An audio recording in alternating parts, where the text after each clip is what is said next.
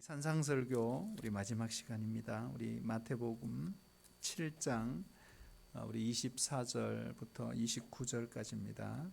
같이 찾아서 우리 읽도록 하겠습니다.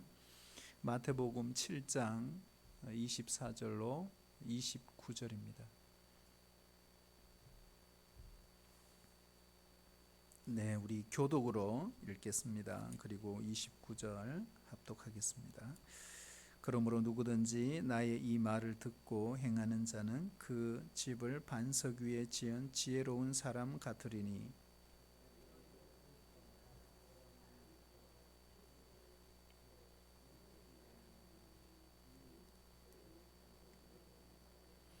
나의 이 말을 듣고 행하지 아니하는 자는 그 집을 모래 위에 지은 어리석은 사람 같으리니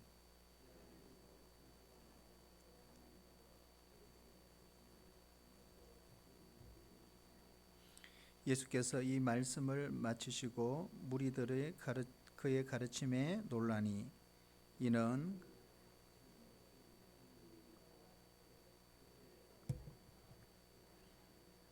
아멘. 제가 이렇게 몇 주를 공부했나 우리 산상설교를 이렇게 해보니까요 23번째더라고요. 23번째. 예, 고집사님 맞나요? 그걸 몰라요? 네, 그렇게 열심히 적으면서 그걸 모르면 어떡해요. 네, 23번째입니다. 오늘 마지막 시간인데요. 오늘 말씀은요, 우리 산상설교 5, 6, 7장의 결론입니다. 결론.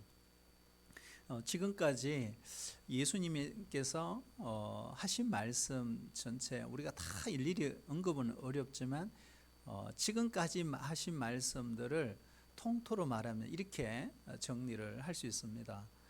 천국 백성이 어떻게 살아야 하는가 이겁니다. 이 내용이. 그러니 하나님의 백성이 된 사람들은 어떻게 살아야 하는가 이거를 2000년 전에 이미 예수님께서 제자들에게 그리고 그 무리들에게 말씀을 하신 겁니다. 우리가 하나님의 자녀라면 이렇게 살아야 한다. 그 당시에 유대교 가운데 그 유대교를 신봉하는 사람들 중에서 가장 믿음이 좋고 많은 사람들의 존경의 대상이 된 사람이 바리새인이잖아요. 근데 바리새인보다 더 나은 의를 살아야 한다. 여러분 한번 생각해 봐요. 참 깜짝 놀랄 일이거든요. 사실은요 구약 시대도 마찬가지입니다. 구약으로 돌아가 보면 출애굽한 이스라엘 백성들에게 하나님께서 법을 주셨죠. 그렇죠. 법. 그걸 주권이라고 그래요. 주권. 하나님께서는 내가 이제 너희를 뭘로 통치하신다는 거예요? 법으로 통치하겠다. 그리고 하나님의 그 주권이 뭘로 나타난 거예요? 법으로 나타난 거죠. 그래서 이제는 내 백성이라면 내 주권의 통치를 받아야 한다. 그것이 바로 법이에요. 법. 그렇죠. 그러니 이스라엘 백성들 입장에서는 그 하나님 주신 그 법은 싫은 게 아니에요. 하나님 백성으로서 너무나 당연히 그렇게 살아야 되는 거죠. 그것이 즐거움이요 기쁨이었던 거죠. 우리도 그렇잖아요. 여러분 우리가 예수님 믿고 하나님께서 우리를 다스리시고 통치하시는 방법이 똑같아요. 말씀이에요. 법이에요. 거기에 하나님의 주권이 있어요. 그렇죠? 법으로 내가 너희를 다스리겠다. 이런 거잖아요.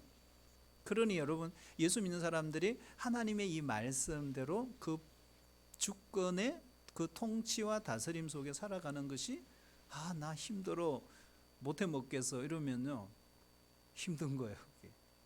그렇죠. 그런데 이것이 뭐예요? 기쁨이고 즐거움이고 은혜여야 한다는 거예요. 여러분 복음을 경험한 사람들의 특징이 뭐예요? 하나님의 말씀을 지키는 것이 기쁨이 되어야 되는 거예요. 지금까지 그 이야기를 하는 거거든요. 그래서 신자라면 어떻게 살아야 하는가?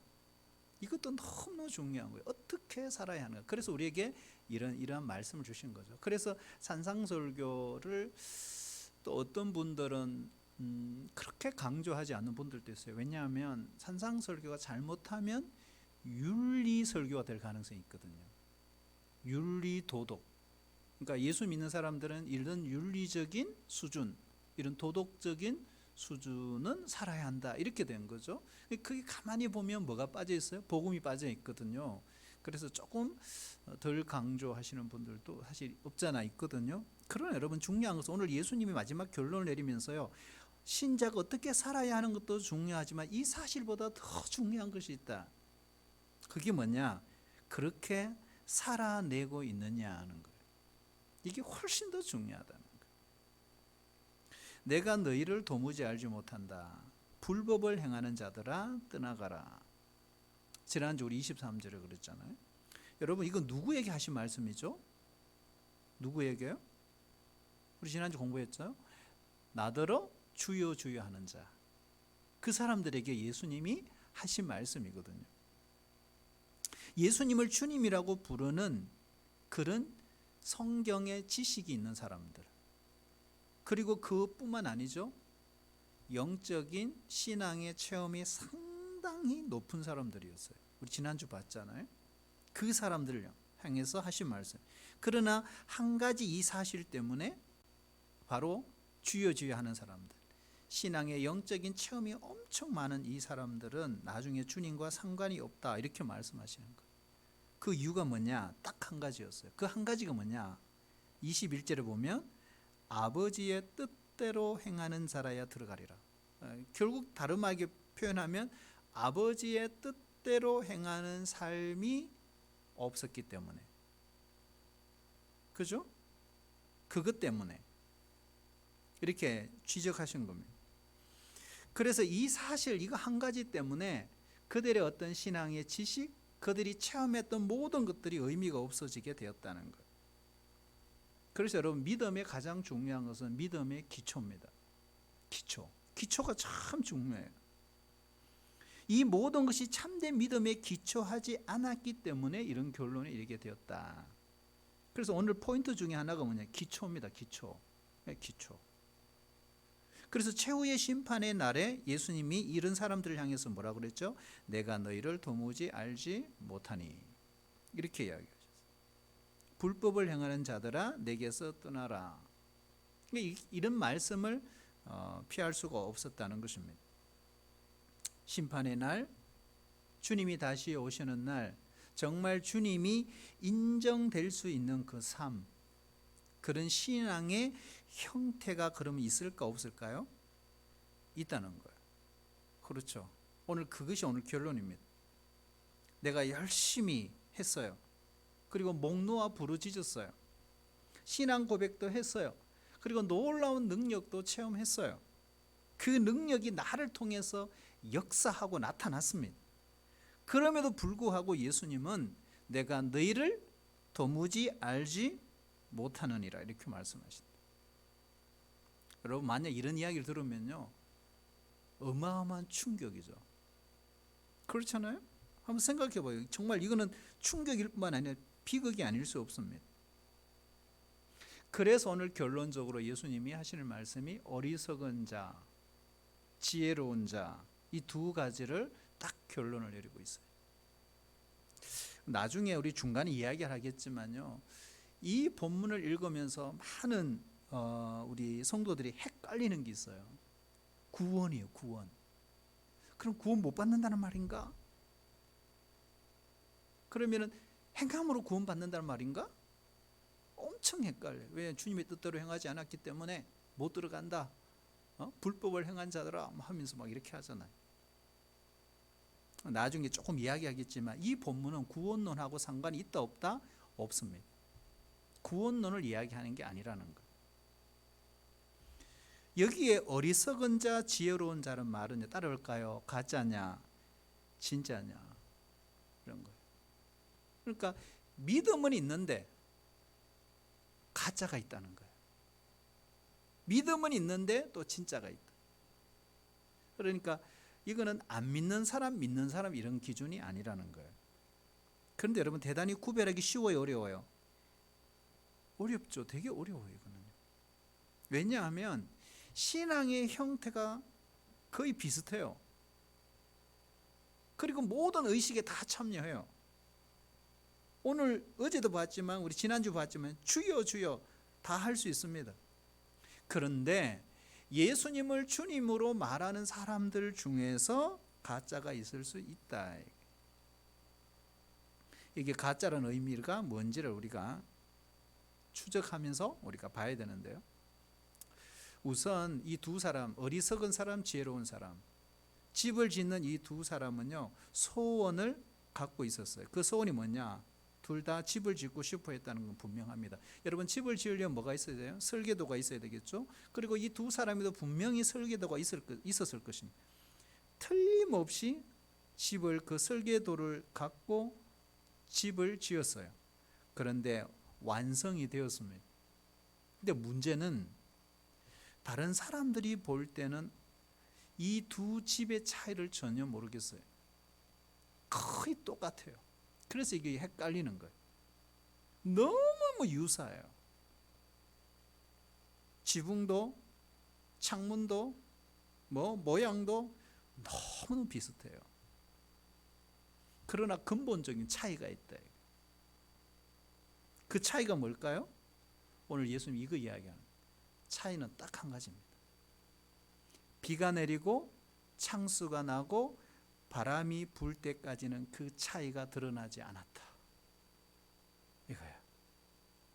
그런데 어느 날 비가 내렸어요. 창수가 나고 바람이 불기 시작했을 때 이 두 개의 집에 현저한 차이가 드러나기 시작했다는 거예요. 모래 위에 세워진 집은 쉽게 무너졌고, 반대로 반석 위에 세워진 집은 그대로 견고하게 서 있더라는 거예요.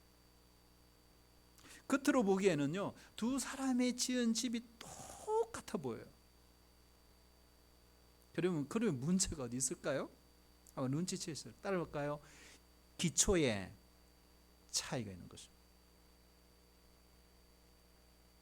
그 모양은 몰라요.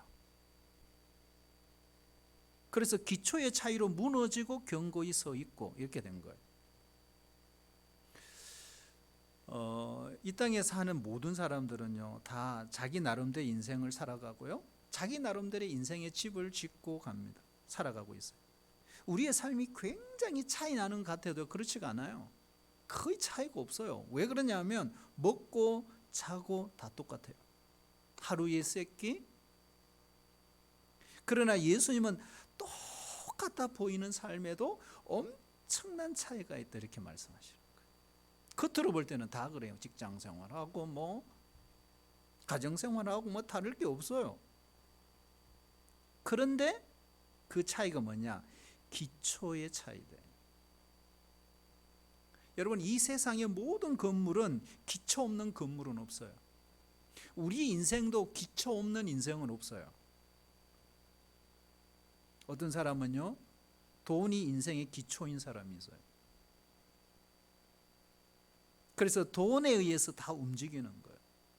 예를 들면 돈이 생기면요, 활기가 차요. 근데 반대로 돈이 없으면 막 염려하고 괴로워해요. 물론 돈은요, 우리의 삶의 중요한 요소잖아요. 그렇다고 돈이 나쁘다 이런 뜻은 아닙니다. 돈은 하나님의 축복입니다.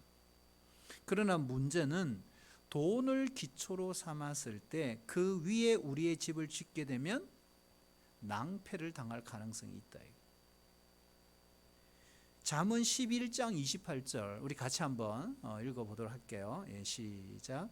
자기의 재물을 의지하는 자는 패망하려니와 의인은 푸른 잎사귀 같아서 번성하리라. 아멘. 재물을 의지하는 사람은 바로 돈 위에 자기의 인생의 건물을 건축하는 사람이다. 이런 뜻이잖아요. 우리 잠언 23장 5절에도 또 이런 똑같은 비슷한 말씀이 있어요. 같이 읽어볼까요? 시작. 네가 어찌 허무한 것에 주목하겠느냐? 정령이 재물은 스스로 날개를 내어 하늘을 나는 독수리처럼 날아가리라. 아멘. 돈에 뭐가 있다? 날개가 있다. 그래서 독수리처럼 날아간다. 누구한테 갈지 몰라요. 여러분 전도서 5장 13절도 한번 읽어보겠습니다. 같이요. 시작.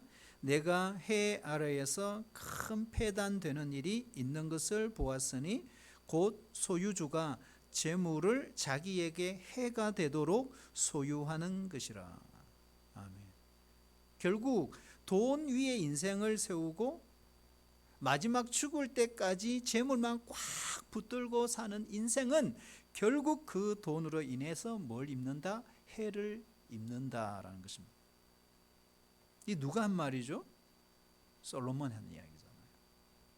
그렇잖아요. 솔로몬 노후에 그는 인생의 정리를 하면서 이런 이야기를 한 겁니다. 우리 주변에도 이런 사람들이 많이 있어요. 돈 때문에 우정을 버리기도 하고, 또 돈 때문에 가족 간에, 또 부모 간에, 자녀 간에 갈라서기도 하고. 여러분, 갈라서는 거로 끝나면 다행이에요. 안 좋은 끔찍한 일도 벌어지잖아요. 그리고 형제 자매 사이에도 멀어지는 거예요. 여러분, 그런 사람에게서는 돈이 최고입니다. 죽는 순간까지 돈을 붙들고 있는 것입니다. 여러분, 돈 위에 기초를 이렇게 쌓은 사람도 있지만 이런 사람도 있어요. 어떤 사람들은 열정, 자기의 열정, 어떤 욕망, 그래서 그것을 성취했을 때, 자아가 실현되었을 때 거기서 오는 만족감, 그것을 자기의 기초로 삼고 삶을 살아가는 사람들도 있다 이거예요. 인기가 빠지고 그 열정과 욕망과 자기의 계획들이 무너지는 순간 어려움이 오죠. 여러분, 어떤 사람들은요, 자신의 지위, 인생에 자기가 누리고 있는 사회적인 직책, 그것이 기초로 인생을 세우기도 합니다. 어떤 사람들은 성공이에요. 성공을 기초로 해서 자신의 삶을 세워갑니다. 사람들은 나름대로 다 인생의 계획을 갖고 있어요. 그리고 인생을 살아갑니다. 우리 모두는 각자마다 인생관과 그 세계관이 있어요. 그러나 중요한 것은 우리가 무엇을 기초로 인생을 세우는가 하는 것입니다. 그래서 예수님은 그것이 너무너무 중요하다 이렇게 이야기하는 거예요. 너무너무 중요하다. 그리고 여기 하나 더 붙이는 것이 있어요. 예수님이. 그게 뭘까요? 우리가 세운 그 삶의 기초가 시험받을 날이 온다. 그 이야기를 하죠. 그게 뭐예요? 비의 비. 비가 내리고 창수가 나고 바람이 분다. 근데 여러분, 이게 어떤 의미일까? 비가 내리고 창수가 나고 바람이 분다. 보통 학자들은 두 가지를 해석합니다. 첫 번째는 어떻게 해석하느냐 하면 비, 창수, 바람, 이것을 인생의 역경 이렇게 표현해요. 말하자면 인생의 태풍이 부는 거예요. 우리 인생에 이런 날을 맞이하면요, 그날 내가 그 신앙으로 견딜 수 있는가, 그런 역경이 찾아왔을 때 여전히 신앙의 빛을 발할 수 있는가. 여러분, 다이아도 진짜가 있고 가짜가 있잖아요. 혹시 다이아 보신 분 있어요? 다이아.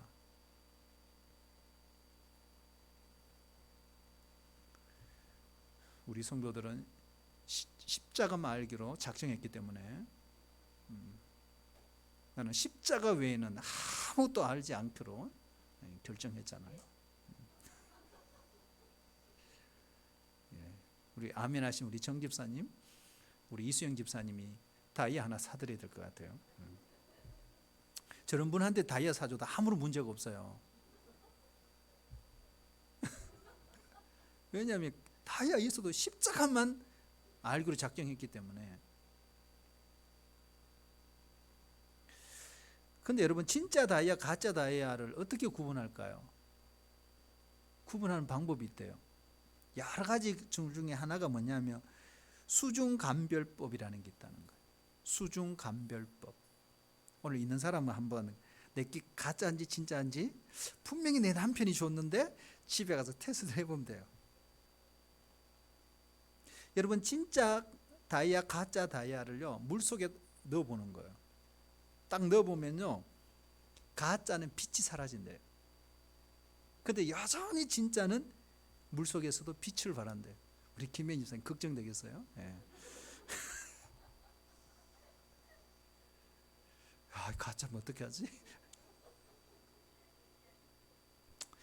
여러분, 역경이 찾아올 때, 우리가 시련이 찾아올 때, 시험이나 아픔이나 질병이 찾아올 때, 그때에도 물속에 빠진 진짜 다이아는 빛이 나듯이 우리의 신앙도 빛을 발할 수 있느냐는 것입니다. 여러분, 이것만 아니죠. 내가 죽음에 직면했을 때 우리의 신앙을 굽히지 않을 수 있는가? 의사가 이런 말을 할 수 있어요. 살 희망이 없어요. 그 말을 듣는 순간 사랑하는 사람을 떠나보내야 하는 공포가 우리에게 다가옵니다. 우리의 신앙이 어떻게 반응할까 하는 것입니다. 우리가 좋은 직장에 지금 다니고 있어요. 그러나 그 직장을 잃을 때 우리의 신앙이 어떻게 반응할까? 내 주변에 사랑하는 사람이 하나 둘씩 흩어집니다. 외로움이 찾아와요. 그 상황 속에서 나는 어떻게 반응할까? 여러분, 우리 인생에 태풍이 부는 날이 있어요. 우리가 세웠던 삶의 기초가 그때 확연하게 드러난다는 거예요. 비가 내리고 창수가 나고 바람이 부는 날에 여러분, 빛을 발휘할 수 있다면 그 신앙인은 진짜다, 이런 이야기입니다. 여러분, 예수님께서 누가복음 22장 31절에 이렇게 말씀하셨어요. 시몬아 시몬아, 보라, 사탄이 너희를 밀가부르듯 하려고 요구하였으나 라고 했습니다. 여러분, 우리는 사탄의 시험이 우리를 향해서 도전해 오고 있는 세상 속에 늘 매일 그렇게 살아가고 있습니다. 베드로전서 4장 12절에 보면 사도 베드로가 이렇게 말해요. 사랑하는 자들아, 너희를 연단하려고 오는 불시험을 이상한 일 당하는 것 같이 이상히 여기지 말고. 이런 시련이 우리의 인생의 집을 두드리는 거예요. 어느 날 우리의 인생의 창문을 두드립니다. 내 인생의 발자국 아래 찾아올 때 우리가 어떻게 반응할까 하는 거예요. 거기서 우리는 참된 신앙을 구별할 수 있다. 그래서 여기 창수가 나고 비가 내리고 바람이 분다. 이것은요, 우리 인생의 시련, 역경, 이렇게 해석하는 경우였어요. 또 한 가지 해석이 있는데요. 이 비나 창수나 바람을 마지막 심판의 날로 해석하는 경우가 있어요. 우리가 주님 앞에 서게 될 그날, 이런 뜻이 있습니다. 우리의 삶을 다 살고 마지막 날 거룩한 하나님의 심판, 우리 마지막 심판을 백보자 심판이라고 그러죠. 심판 앞에 서는 그날 주님께서 우리를 인정해 주실까 하는 거예요. 그날 무엇보다도 믿는 사람과 믿음 없는 사람을 하나님께서 구별하실 것이다. 여러분, 복음서에도 보면요, 예수님께서 양과 염소를 구분한다 이렇게 말씀하셨죠. 우리가 산상설교를 해서도 예수님이 좁은 문, 넓은 문이 있다라고 하셨어요. 그리고 천국과 지옥을 성경은 말씀하고 있습니다. 그날 우리 주님 앞에서 구원받은 하나님의 백성으로 내가 분류될까? 이런 뜻이 있는 거죠.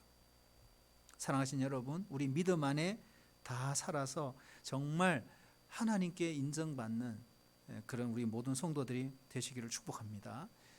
사도 바울도 이런 이야기를 한 적이 있어요. 사도 바울은 고린도 후서 5장 10절에서 이렇게 말했어요. 우리 같이 한번 읽어볼까요? 시작. 이는 우리가 다 반드시 그리스도의 심판대 앞에 나타나게 되어 각각 선악간에 그 몸으로 행한 것을 따라 받으려 함이라. 아멘. 자, 이거 보면 심판대 앞에 선다 할 때 이 심판, 여기에 심판은 어떤 심판이라고 그랬죠? 우리가 배웠어요. 베이마토스. 헬라의 베이마토스는 심판은 심판인데 어떤 심판? 상급에 대한 심판. 요한복음 5장 24절에도 심판이라는 단어 나오죠. 진실로 진실로 내가 너에게 이르노니 내 말을 듣고 또 나 보내신을 믿는 자는 영생을 얻었고 심판에 이르지 아니하나니 사망에서 생명을 옮겼느니라. 자, 여기에 심판은 무슨 심판이다? 크리신의 심판이다. 무슨 심판? 구원받느냐 못 받느냐, 천국이냐 지옥이냐, 이 심판이죠. 그래서 우리 크리스찬들에게는 두 가지 심판이 있다 그랬어요. 크리신의 심판과 베이마토스의 심판이 있다. 사도 바울도 오늘 그래서 베이마토스의 심판을 우리에게 이야기를 하고 있는 것입니다.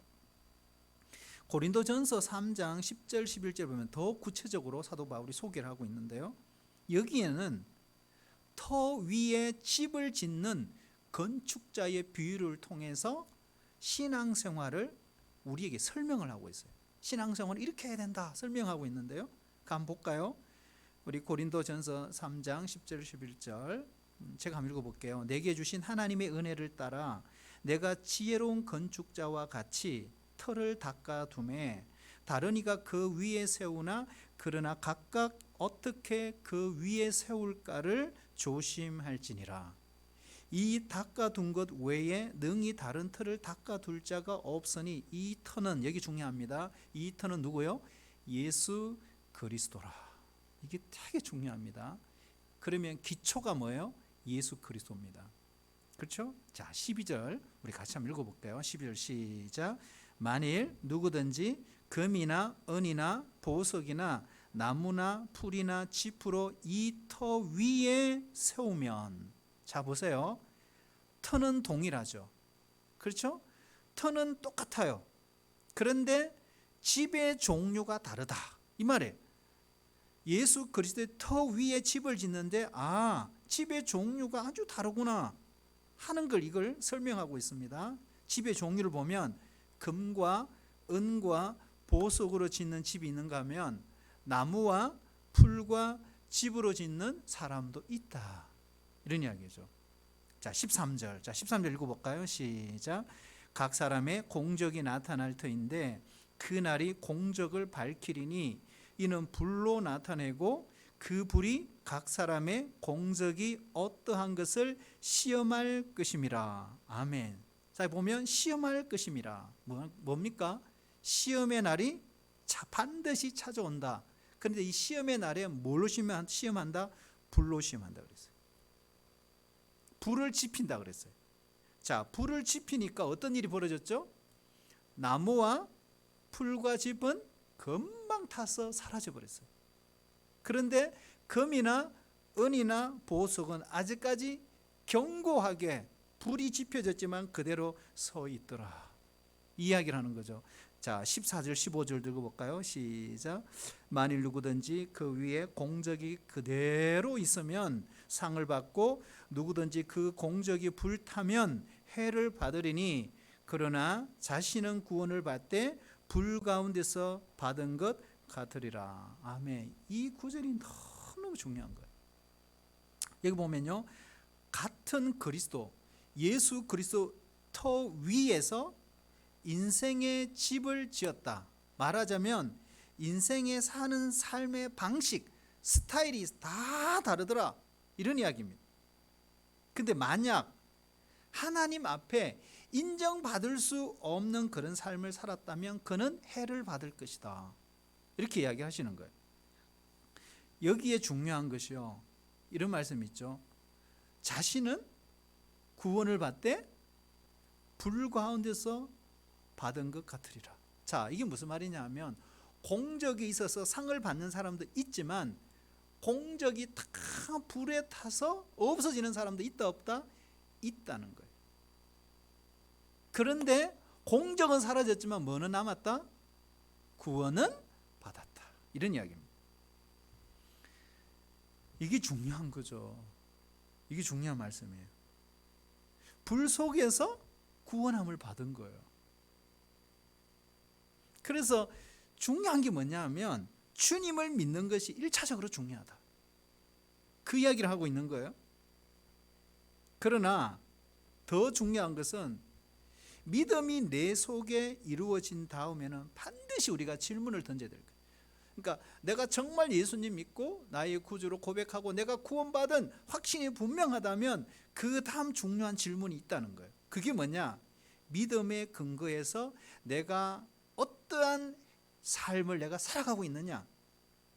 이 반드시 이 질문을 던져야 된다. 그래서 오늘 이 말씀도 그날 주님이 오시는 그날 심판을 받지 않고 우리가 구원을 받기 위해서 이처럼 온전한 행함을 행해야 합니다. 이런 의미가 아니라는 거예요. 이해되세요?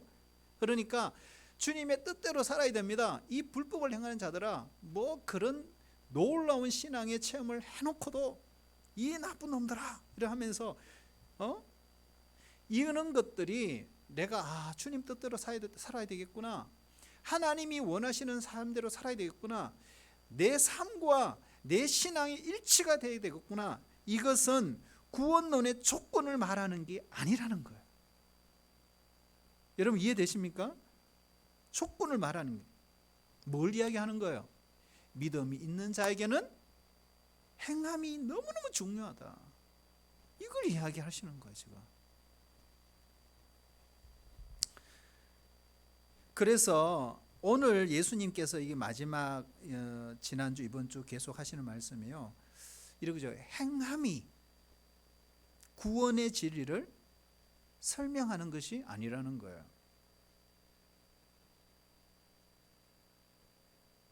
여기에 중요한 것은 이미 믿음이 전제되고 있는 거예요. 믿음이 전제되고 행함의 문제를 다루고 있죠. 여러분 야고보서도 그렇잖아요. 행함으로 구원받는 게 야고보서가 아닙니다. 이미 믿음이 전제되고 있어요. 그리고 어떻게 해요? 행함이 없는 믿음이 되지 말라. 믿는다면 제대로 행해라. 이게 야고보서잖아요. 그렇잖아요. 그러니까 구원받기 위해 행해야 된다 이런 게 아니란 말이에요.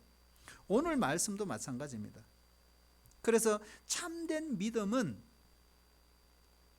진정한 삶이 따라와야 한다는 이 사실을 역설적으로 말씀하신 것이다. 죽은 믿음이 아니라 산 믿음이 되어야 한다.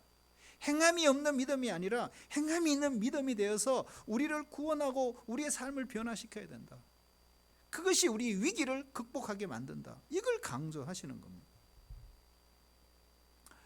그러면 우리가 어떻게 살아야 반석 위에 집을 세울 수 있을까 하는 거예요. 근데 여러분 예수님 말씀은요 항상 간단합니다. 예수님 말씀이 막 복잡하게 말씀하신 적이 한 번도 없습니다. 우리는 이렇게 말하기 정말 어려워요. 쉬운 것도 어렵게 말하고 재미있는 것도 재미없게 말하잖아요. 근데 우리 예수님은요 웃음을 주시는 분이시고요, 어려운 것도 너무 쉽게 말씀하시고, 여러분 하나님의 나라 그 천국을 어떻게 그렇게 쉽게 말씀하세요? 여러분 천국을 설명하는 게 얼마나 어려워요. 여러분 그 하나님 나라를 인간의 언어로 표현한 건 거의 불가능합니다. 그래서 요한계시록 같은 데 보면 다 뭐예요? 상징으로 쓰잖아요. 그럴 수밖에 없는 거예요. 사도 요한이 천국을 살짝 맛만 봤는데 이게 뭔지를 모르겠는 거예요. 예? 필설로 표현할 수가 없는 거예요. 그래서 다 보면 상징적인 거, 비유로 그렇게 이야기할 수밖에 없는 그런 거예요. 여러분 반석에 집을 짓고 사는 건 의외로 주님이 간단하게 그렇게 말씀하셨어요. 간단합니다. 말씀을 듣고 행하느냐 행하지 않느냐, 그것이 기준이에요. 너무 간단하죠. 말씀대로 행하는 자는 반석 위에 집을 지은 사람이고, 반대로 듣기만 하고 행하지 않는 사람은 그 집이 아무리 겉으로 보기에 화려해도 모래 위에 집을 짓고 사는 인생에 불과하다, 그렇게 말씀합니다. 근데 여기 보면 중요한 것이 있죠. 두 사람 다 말씀을 들었다는 거예요. 쉽게 말하면 두 사람 다 교인이라는 거예요. 교인입니다. 둘 다 성경 공부를 했어요. 훈련도 받았어요. 예배에 똑같이 참석해서 설교 말씀을 들었어요. 그러나 눈에 보이지 않지만 그 기초는 너무 달라요. 너무 달라요. 그래서 이 산상설교의 핵심 뭔지 아세요? 산상설교의 핵심은 무엇보다 가장 중요한 것은 우리의 마음을 바꾸라, 이겁니다. 우리의 마음을 바꾸라. 쉽게 더 조금 이렇게 교리적으로 말하면 천국의 의를 이루어야 한다. 여러분, 바리새인들의 의의 특징이 뭐죠? 그 사람의 특징은 겉모습이에요. 형식적인 의입니다. 겉으로는요, 자신들이 정말 전통을 지키고 규칙을 잘 지키고 있는 사람 같지만 그 속에는 하나님을 사랑하는 마음이 눈꽃만큼도 없는 사람들이에요. 오늘날에 교회 안에 드는 사람이 많죠. 헌금도 하죠. 습관적으로 예배도 드리죠. 의무적으로 봉사도 합니다. 그런데 그렇게 하면서도 그것을 지키지 않는 사람들을 보면 비판하고 정죄합니다. 마음으로는 음욕을 즐거워하면서도 내가 행동으로 가늠하지 않았다는 이유로 자신이 의롭다고 생각하는 사람들이 있습니다. 마음으로 형제를 미워해요. 그런데 자신은 살인하지 않았다고 스스로 의인이라고 생각하는 사람들입니다. 주위에 있는 사람들을 늘 정죄합니다. 비판합니다.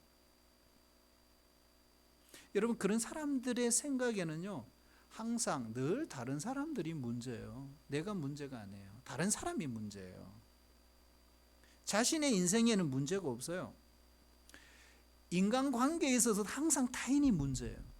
배우자 탓, 자녀 탓, 형제 탓, 남매 탓, 성도 탓, 이웃 탓이에요. 자신에게 문제가 없어요. 그러니 이런 사람들은 하나님 앞에 절대로 애통함이 없습니다. 기도할 필요가 없죠. 왜 그럴까요? 마음이 부유하니까. 바로 이런 사람들이 모래 위에 집을 짓고 있는 사람들. 그들의 삶은요, 언젠가 찾아올 태풍 앞에 산산이 무너지게 될 것입니다. 그런데 또 다른 삶의 모습이 있다 그랬죠? 바로 지혜로운 사람입니다. 말씀을 늘 자신에게 적용하는 거예요. 자신에게. 그리고 그 적용한 말씀을 늘 실천하기 위해서 애쓰는 사람들이에요. 근데 여기에 특징이 있어요. 말씀을 늘 삶에 적용하고 노력하지만 이런 사람들의 특징이 있어요. 특징이 뭔지 아세요? 늘 실패했다고 생각해요. 이런 사람들이 심령이 가난한 사람들입니다. 말씀대로 살려고 노력하고 늘 하나님 앞에 늘 애통합니다. 그리고 다른 사람들을 정죄하고 비판할 틈이 없어요. 모든 일에 하나님을 의지합니다. 그리고 늘 하나님 앞에 나와 기도해요. 하나님을 만나요. 성령님을 의지해요. 그리고 점점 신앙이 자라나요. 성숙해져요. 여러분, 이런 사람에게도요, 시련이 올까요? 옵니다. 어려움이 옵니다. 비가 내리고 창수가 나고 바람이 불어요. 그러나 중요한 게 있어요. 요동하지 않아요. 질병이 찾아옵니다. 어떤 고난이 찾아와도 우리 모두는 아파요. 그러나 반석 위에 세운 집은 요동하지 않을 것이다. 이러한 사람이 지혜로운 사람이다. 여러분, 우리 모두 반석 위에 집을 짓는 지혜로운 사람들이 되셔서 하나님의 백성으로 이 땅에 멋지게 살아가고 하나님 기쁘시게 하는 주의 백성들 다 되시기를 축복합니다. 우리 같이 한번 기도하겠습니다. 하나님 아버지, 내 인생의 집이 반석 위에 세워지도록 도와주시옵소서. 우리 자녀들이 말씀으로 양육되게 도와주시옵소서. 이제라도 반석 위에 집을 짓고 싶습니다. 어떠한 창수와 비와 바람에도 요동하지 않고 주님만 바라보게 하여 주시옵소서. 말씀대로 순종하게 하시고 죽을 각오로 말씀만 붙들고 행동하는 참된 믿음의 사람들, 지혜로운 사람들 되게 하여 주옵소서. 예수님의 이름으로 기도하옵나이다. 아멘.